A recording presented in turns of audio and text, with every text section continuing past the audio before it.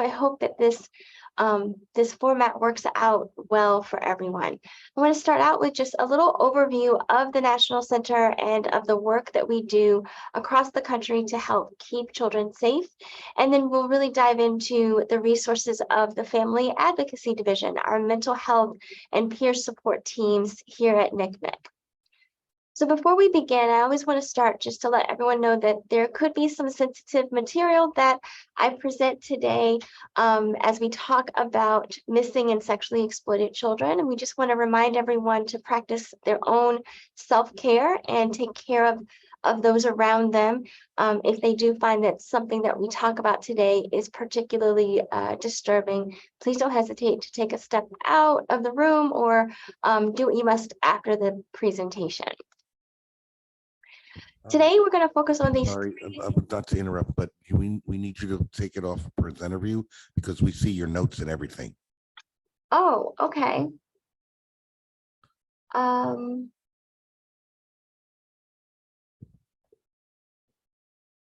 do I do that? Go up one. Is that In that slide where you're at? Go up to the next one up above it. Yeah, there you go. That's all we needed. Thank you. okay? Good to go? Yes, ma'am. All right. Thank you so much for that. So today we're going to focus on these 3 learning objectives in regards to understanding the scope and the issues of missing and exploited children across our country. And then we'll talk about the psychological impact that these sorts of episodes, a child being missing or a child experiencing exploitation, can have on not only the survivor, but also the caregiver that is taking care of that child. And then for you as the helping professional, what are those ways for you to intervene in a trauma-informed way to provide resources and support? Our mission at the National Center is really straightforward. It is really why we all come to work. We are here to help find missing children, reduce child sexual exploitation, and prevent future victimization. And our motto is hope is why we're here. So each and every one of us that comes in to do our jobs every day really believes that we are able to help a young person, help a family along their healing journey. And we invite you all to join us as well. So we'll do a quick video of the background of the National Center.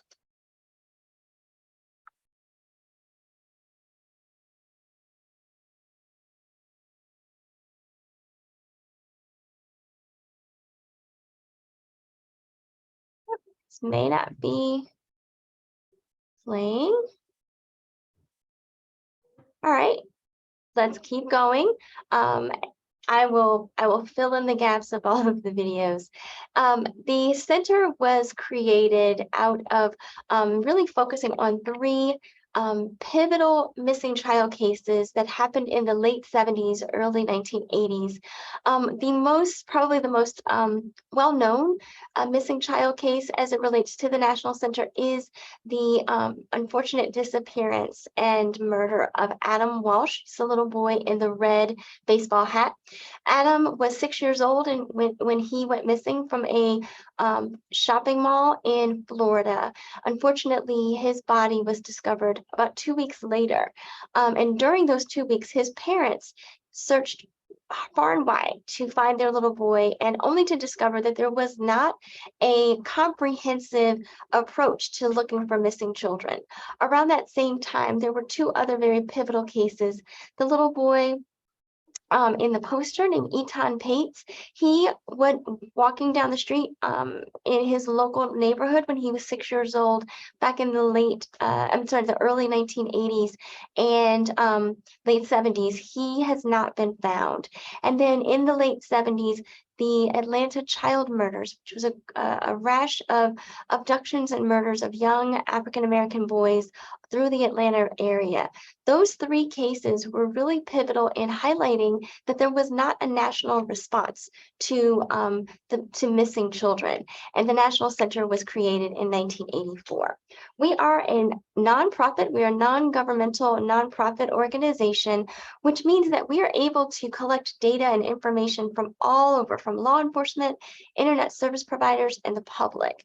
And so we want to share a little bit of that data with you so that we can talk about the scope of the issues related to missing and exploited children. I'm going to start with missing child cases. There are three sort of main roles or main types of missing child distinctions. There's critically missing children, where there's a situation of we don't know what happened. Something maybe in the moment, a child was taken, a child disappeared. There are circumstances around that child's health and welfare that make their disappearance particularly difficult. And we want to really respond immediately to those critical cases. We also deal with long-term missing cases. That means that when children are missing for an extended period of time, we apply a lot of different resources to those cases as well. We will never give up the search for a missing child, which means that we will continue to apply our resources for years and decades, as long as that child remains missing. We also apply reunification and recovery resources. That means that when a child is found, we have resources, and that's really specific to our family advocacy division, to help reunite a child with their parent or loved one or family member. We know that a reunification can be very traumatic for a child. It is highly emotional for the family involved. And so it is important for the professionals around to understand that it is a process, and that taking your time in reuniting or even introducing a child to a family member that they may not remember or they may have not met is a really delicate process. And then we also deal with the recovery of missing children when unfortunately they are deceased. So we call those cases located, when we locate the body of a missing child. We believe that at the National Center, we are here to give answers back to family members. We will never say the word closure, but what we will do is offer answers to family members that are wondering what happened to their child. So who is a missing child? Very simply, as part of the federal definition, a missing child is a person under the age of 18 where their whereabouts are unknown to their legal guardian. And we have several categories of missing child cases. It is important to us that we recognize that the largest category of missing children is what we consider to be endangered runaways. We use the term endangered because we believe that any child that is not in the care and custody of the adults that are supposed to be there to care for them, that there are additional risk factors for that young person. So we realize that just because a child ran away does not mean that they do not deserve to have resources and support to help locate, find them, and find safe homes for them. Family abduction, which is the 4.5% of missing child cases, is the other category that often gets overlooked. A family abduction happens when a non-custodial parent takes or detains a child with them or with non-custodial family members, without a court order or defying a court order. And so in those cases, children are often missing for very long periods of time. They could be missing for weeks, months, years. And these are the cases where children are often taken overseas, when parents might be dual citizens or they have family in different countries. So then you bring in lots of legal maneuvering and just time and the distance that is involved in these cases. So there's a lot of psychological impact for family abduction cases. Then we go into our third largest category, which is missing young adults. So like I said in a previous slide, a missing child is a person under the age of 18. We actually extended that to the age of 20, up to 20. When a person is missing and they're between the age of 18 and 20, we realize that those young adults may not be able to make those decisions for themselves, and they may need continued care. These are young people who are in college, and so through a couple of high profile cases of missing young adults, we have been able to really help in the search for those young people. When there's a missing persons report through law enforcement, those cases can also come into the National Center. And then our two smallest categories, lost, injured, or otherwise missing, that category really highlights missing children that just disappear. They also really help us identify kids that might be may be on the autism spectrum and may wander away, and no one knows. They can't point to where they went. They just disappeared. We really do apply a lot of resources to those cases. We want to find those children quickly and safely. And in the smallest category, but the category that most people know most about, is non-family abductions, also known as kidnapping, stranger kidnapping. Those cases really only constitute about 0.3% of our cases at NCMEC, but they do garner so much attention. And so, we certainly want you all to be aware of that, but also to see the bigger picture. We're working mostly on keeping children safe when they have run from their homes. Some more stats, just to kind of give you a picture of the demographics of our endangered runaway population. Over 75%, these are cases up to 2021, children are in the care of social services. This means that there was already perhaps some vulnerabilities in their home, and they've been placed in the care of social services. So they might be at extra risk or an extra vulnerability. 20%, or the other part of the pie, the child ran from a biological family member, their home, their grandmother's home, their legal guardian's home, and so those individuals often have a family member searching for them. To dig a little bit deeper, again, that pot of over 90% of our cases are endangered runaway, missing child cases. We wanted to look at the breakdown in demographics by race and ethnicity.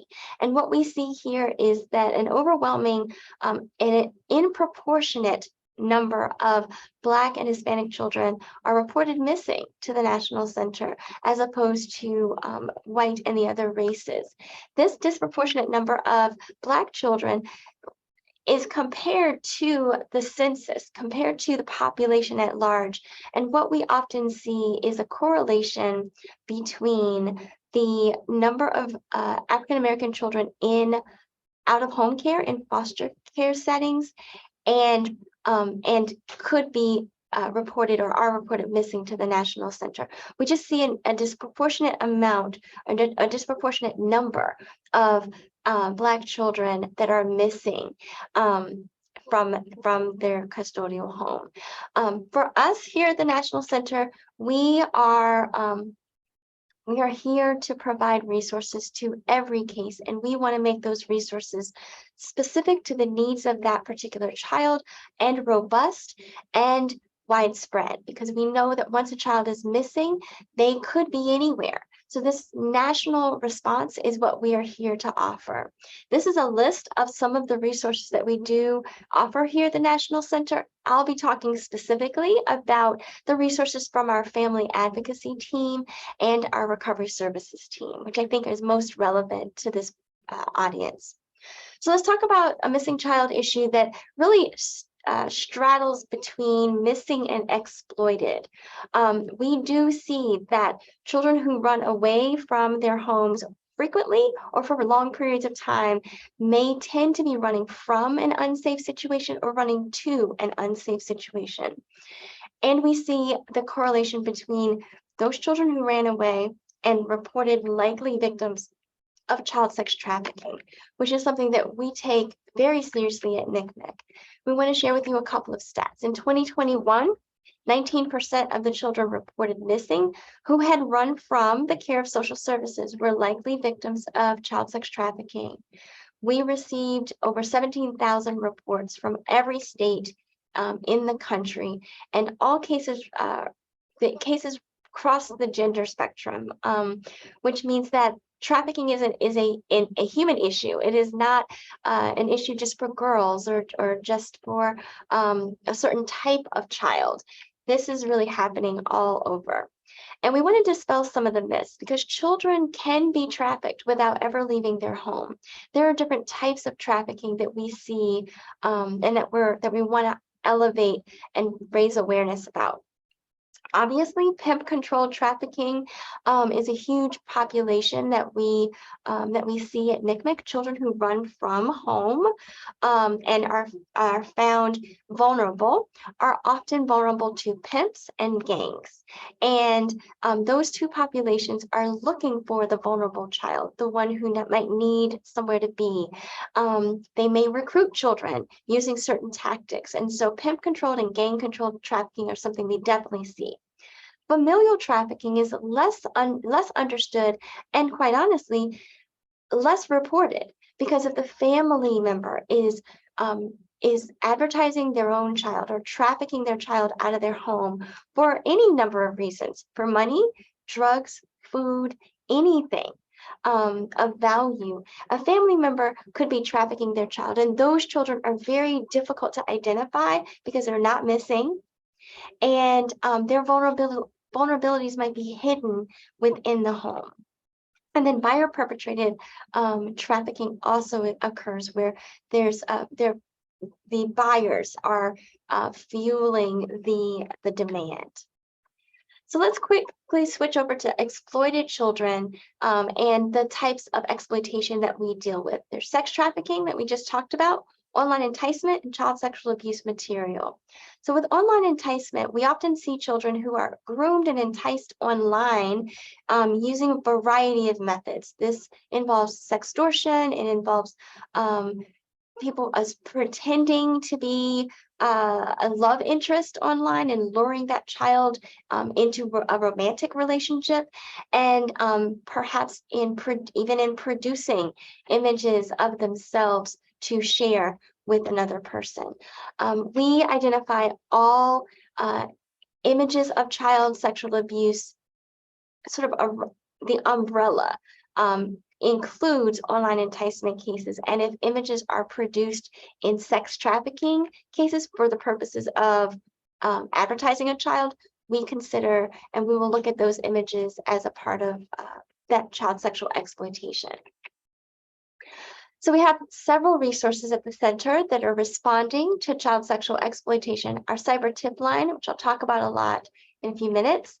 Child sex trafficking, we have dedicated analysts and specialists who work those cases. We have a survivor services team that is interacting with the public that are reporting to the cyber tip line. We are also looking at sex offenders when it comes to attempted abductions or grooming and enticing children online. And we have a program that helps law enforcement with identifying children seen in child sexual abuse material. There's a lot of activity happening across the country and internationally, and it all gets reported to the cyber tip line. We just want to highlight that in 2020 and 2021, our numbers exploded, we believe, due to COVID and the pandemic and children spending more time online. That explosion in cyber tip line reports, we noticed that it included and really was a spike in young people reporting their own victimization to us. So when we started to see reasons why people visited our website, we started to see this uptick of kids reporting to us, which meant that all of our messaging that we send to parents and to professionals and community leaders, we needed to start sending messages directly to the survivor, to the young person, to say, we're here for you. We have resources to help you. So let's talk about those resources for a minute. I know I'm flying through this and trying to stay on time here. Our Family Advocacy Division is the team of mental health professionals and peer support professionals who are here to provide that emotional support to a family or a survivor in need. I've talked to you a lot about our technical resources and the resources that we apply to help with law enforcement and child welfare agencies. These are the resources that I'll talk about now. They're really about helping support that family in need. We are available throughout the lifespan of a case. It doesn't matter when that case has come into NCMEC. Our team can support that family or that survivor from the moment of report through the lifespan of a case and even beyond. We know that healing doesn't stop when the child is found or when the exploitation is uncovered, right? So our job is to help assess and evaluate, find the right supports, and really help that family move forward in their healing journey. We never say move on, we always say move forward. And we're always looking for resources and connections in the local community, which is part of why, doing these sort of presentations are so helpful to get in front of those of you that are providing that service to the local communities.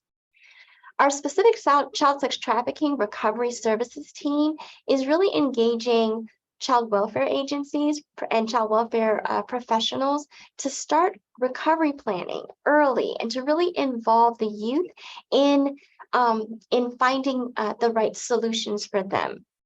We're dedicating a lot of resources to really help end and stop the cycle of victimization that can occur for a young person. And so in order to do that, we need to create really robust recovery and safety plans.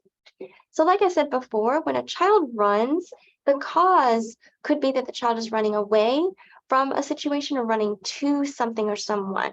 That running to could very well be indicating that there was an online enticement component. The child was talking to someone online that lured them out. We want to understand the draw.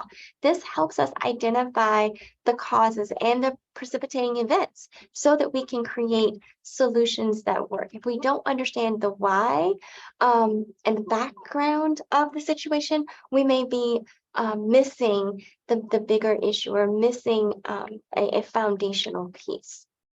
When a child is recovered, we often see this sort of spectrum of responses, and they can affect whether a child feels safe enough to engage in services. If they feel like they're in trouble, they might not be comfortable engaging with you.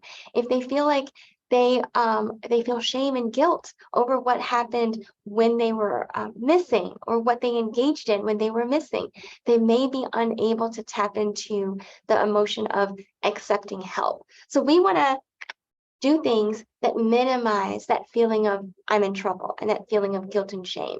So this is the ways that we want helping professionals to engage victims in those moments of recovery, saying and behaving in ways. We talk to service providers, mental health professionals, and parents and family members to really help arm them with these statements and with this sort of approach.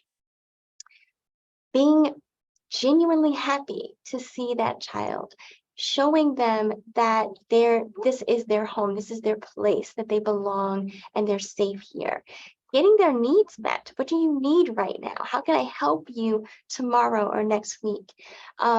Finding ways to connect with that child early and often is a way to help diminish some of these feelings of I can't, I'm not safe here, or I feel judged by what happened. We want to minimize those things. And when we are conducting reunifications, we talk about it as a process. We want to prepare for that reunion. We want to be present. We want to ask that the family members really take that care and time to really sit with that child in that moment. And of course, planning for these events. Oftentimes the young person and the family member are coming at these scenarios from very different perspectives, and we have to honor the perspectives that they're both coming from. Okay, so I'm going to switch gears now and talk a little bit about child sexual abuse material, which does encompass self-production, online enticement, and other sorts of sexual abuse images, videos that are created perhaps by an offender or even by the child themselves. What's important to understand is that the images is what makes this crime so very unique. Of course, when a child is sexually abused, there's a host of trauma responses that come with that. But when you add the layer of of having photographic evidence of that abuse, we start to see very different responses and long-term effects on that child.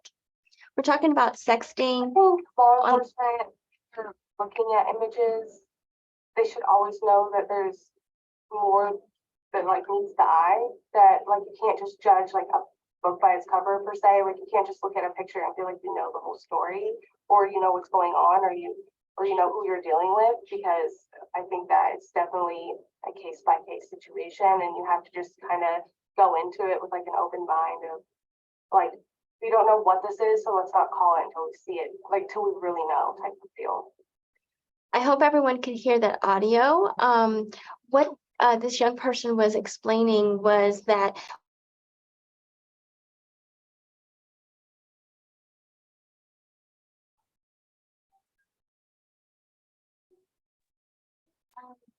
sorry, am I muted? Am I unmuted?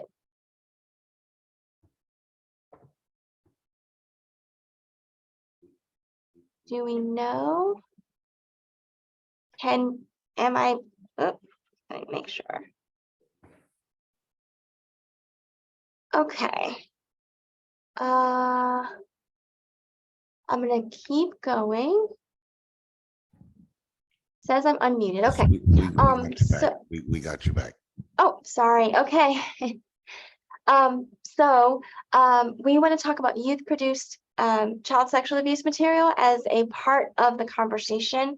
When you are not clear, you may not know what prompted that child to create the image, and dispelling those myths and that judgment against that child is really important when working with survivors of this kind of crime. All right. What just happened? Okay. One common trigger for survivors is cameras, especially video cameras, which are everywhere these days. You can zone out at the bank, a gas station, store, or going through airport security at somebody's front door if they have a security system, or during a forensic interview, even if the camera is behind a two-way mirror, because for some of us, hidden cameras. Hopefully you guys could hear that audio as well.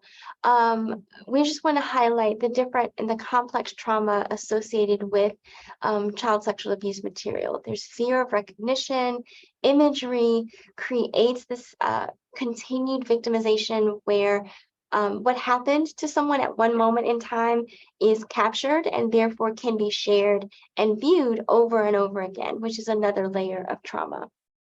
Also, the everyday technology that we use was the mechanism for abuse. So that is additionally traumatic and difficult for these survivors to deal with. Okay. Impact on the child and the caregiver when it comes to child sexual abuse material. These sorts of caregiver concerns could be applied to many different situations, but we definitely see this coming up when a caregiver is informed that their child is a victim of online exploitation. There's a fear that the world is no longer safe, that they cannot keep their kids safe, especially if the exploitation happened over online and in their home or in a place where they were being exploited or groomed, and the family had no idea that this was happening. The child will often deal with this host of emotions, including guilt and shame, feeling as though they look compliant because of what they posed as, how they looked in the image, and what that story means to others and how others are judging or could be judging them. And so these sorts of concerns and impacts kind of collide, and you as a helping professional, it is your job to help to minimize the additional layers of trauma as you help that family along their healing journey. Really quickly, to talk about the impact of trauma, we see often that there's a physiological symptoms, including memory issues, inability to tell an event in a sequential order. There are, other sorts of emotional responses, quick to anger or depression.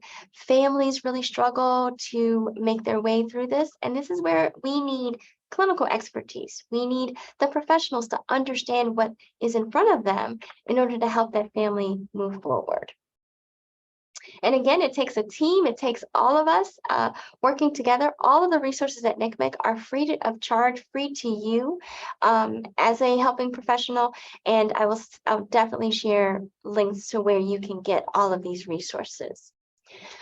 We really focus on a trauma-informed approach. We believe that approaching these young people and their family members with care and in consistently concerned and nurturing ways is the best approach. We want to offer choices to young people. Often they feel very helpless and as though their choices were taken away from them. And in situations where they were not in control of what happened to them or what happened to the images that were created of them or what happened to them when they were in the care, under the control of a trafficker or something like that, we want to give them back that sense of control in every choice that they make. And of course, we want to work in a collaborative environment. So part of what our family advocacy team is doing is we're assessing the needs for mental health assistance, other NCMEC resources, the community, which is you, and then our peer-based program, which is Team Hope. And these are the resources that we're offering. We have a network of mental health professionals all over the country that we refer to and would love to connect with you all on in order to build out that network and have resources for every family in every city across the country. Our NCMEC resources include legal options. We have mental health skill building. We offer education and prevention materials. And of course, our community organizations like our CAC, sexual assault centers are super critical when it comes to the holistic support for a family. And I will talk specifically about Team Hope as well. Okay, like I said earlier in the presentation, many of our reports to our cyber tip line are now coming in from the young person, from the person that the incident happened to.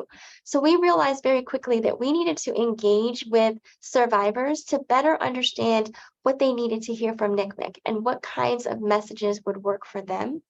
So I'm really excited to share with you all that one of the big projects we've done is prioritizing survivor leadership. We have a team of experts in the child sex trafficking field who have been consulting with NCMEC for over 3 years, really helping us uncover some of the unconscious bias that we may have been operating under, really highlighting and elevating vulnerable populations across our country and helping us be able to better respond to trafficking cases. We also have a host of other consultants across all case types, child sexual abuse material survivors, missing family abduction survivors, missing endangered runaways, all of the case types that we work with. We want to work with survivors of those lived experiences and non-offending caregivers to really understand how to best serve them. We find these 3 themes keep coming up in every encounter that we have. And I mentioned a little earlier about choice and consent and control. We want to give back to a young person these opportunities to make choices about the next step in their lives. We want to ask them for consent and give them a sense of control over what happens. These are ways to really help build and rebuild healthy relationships and healthy decision making moving forward.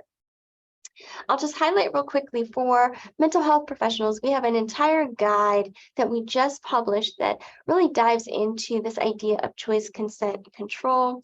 And we have a guide for law enforcement. Similarly, both of those are available to you free of charge on our website. I'll share where you can find that. And the fact is that we really engage with survivors in a number of ways, including these things that you see here. We offer support to our survivors. Some do public speaking. Many of them work with us on enhancing our service delivery by helping us recognize the gaps in what we are offering. And so this portion here is going to highlight those gaps. and what we've done to address them. We have technical resources, emotional resources, legal and informational resources that we offer. Our missing child posters are the eyes and ears for the public to keep an eye out, and we see great success with missing child posters that we've placed across the country to help us identify and bring children home safely. We have a resource to help minimize the spread of child sexual abuse material online. We have a program called Take It Down. It is a resource where someone can report an image of child sexual abuse, and we have partnerships and relationships with the internet service providers where they can block the upload of those images, they can block the spread of those images. It helps with, kind of decreasing the visibility of inappropriate images online. This is a service that we offer to survivors as well. It's another service. It's brand new. It's called Take It Down. It is a way for a young person who doesn't want to report to law enforcement, but does want to get an image down off the internet. There's an entire instruction manual on our website, takeitdown.ncmic.org, that will walk you through helping you identify and take down images that could be online. And this just launched. Our peer support and our mental health resources is the team that I'm a part of. We have our Team Hope program, and I'll just kind of skip through this really quickly, just to save on time. But our peer and emotional support program is called Team Hope. I encourage everyone to go on our website and check it out. We offer support to family members and adult survivors. It's a one-to-one peer-based emotional support. So imagine if you were a parent of a missing child or a parent of an exploited child, you could feel very isolated in your experience. You may not know anyone else who's been through it. This is a group of individuals that have walked their own journey and are reaching out to help someone along their journey. It is telephone-based. It's a snapshot of some of our Team Hope members, and they cross the gamut of family members, from bio families to step families to adult siblings of survivors. And now we have a new team of adults who were missing or exploited as children. We have teams all over the country. And again, you just reach out to us. We'll connect the family member or the adult survivor to Team Hope, and they'll begin that one-to-one peer support. So in addition to mental health resources, which is what we offer in those local communities, imagine if you had a peer support person working right alongside you. So we are also here to train mental health professionals to really understand the unique indicators that our cases bring. So the unique aspects of child sexual abuse material, or the unique aspects of family abductions. We train mental health professionals free of charge to be able and ready to support a family in your local community. And in 2021, it's a snapshot of what we offered to families and survivors in need. Also, a look at the resources we have in and around the country. My little screenshot is kind of tiny, but you can see we have a couple of resources in Texas, a few in Austin, and I'd love to update that. Our child sex trafficking resource specialists are actually regionalized. So there's one specialist that works a specific set of states, and that is done in order for that specialist to really understand the resources in that state and to be a point of contact for cases that land in that state. So we have both our resources specialists that are dealing specifically with trafficking cases, and then we have our mental health resources that are handling all kinds of cases all across the country. We also offer assistance in reunification in terms of traveling. If a child is located overseas or in a different state, that family may have a hard time getting to them. We have funding to help with travel. We also have funding to help with other sorts of hardships, like we can help a family get groceries if they need to, or get clothing for their child if they need to. If you can imagine that having a missing child, you may deplete all your resources. And so we want to help families kind of get back on their feet. We have attorney resources to help specifically in child sexual abuse material cases when there are images that are present. We have resources, an attorney referral network. We also have support for family abduction cases when a family has to hire an attorney to help them litigate or help them in court. We have a referral network that can assist in those. And we have lots and lots of information. So I encourage all of you to head to our website, missingkids.org, go to our publications page. We have just a host of resources that we can share with you that will help kind of highlight and give you more information about what we offer. We also offer online training through NCMEC Connect. This little QR code here is a code that you can take your phone and snap a photo right now. It'll take you to our online training platform where you can sign up and access a whole host of online training modules that dive really deeper into the resources of NCMEC. And so finally, as I close out, I just want to take a quick second to acknowledge that all of you are a part of the solution for a family or survivor in need, that we're all working together, and how you show up to the work matters. And if you are healthy and strong and resilient, you're better able to serve your community. So I just want to pause with a little bit of reminders of self-care. We all come to this work for different reasons. We often are all working in a very trauma heavy environment. And so it is super important for you to put your own mask on first, really take care of yourselves, and that way you're able to show up healthier and ready to help. Finally, what you can do is join our efforts, connect with NCMEC.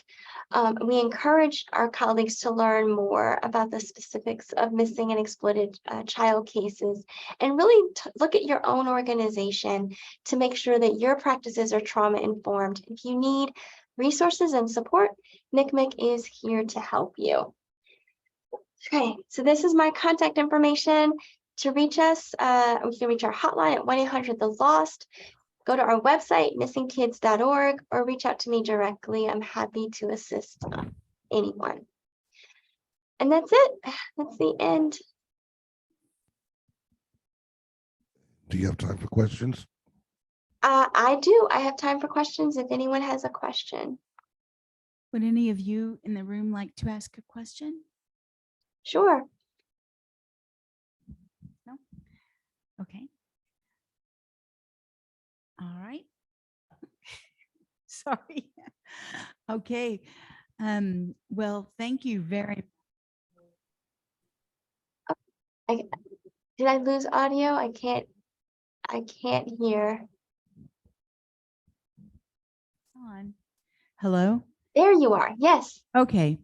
Thank you so much for your presentation. We've really appreciated it.